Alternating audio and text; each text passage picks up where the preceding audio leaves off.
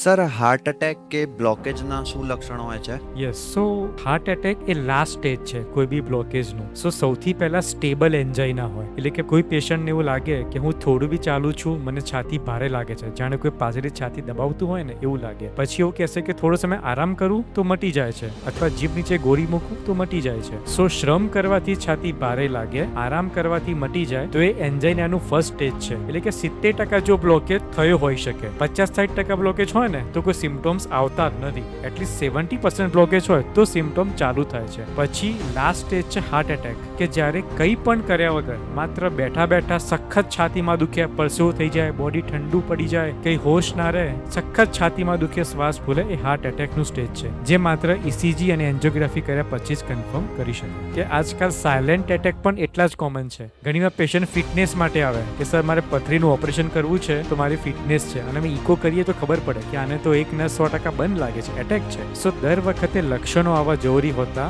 નથી. ઘણીવાર silent attack જે ડાયાબિટીસમાં અને સ્ત્રીઓમાં બહુ કોમન છે, એટલે જ આજકાલ કોઈ બી ઓપરેશન પહેલા ફિટનેસ માટે ઇકો અને કાર્ડિયોલોજિસ્ટની સલાહ અનિવાર્ય માનવામાં આવે છે.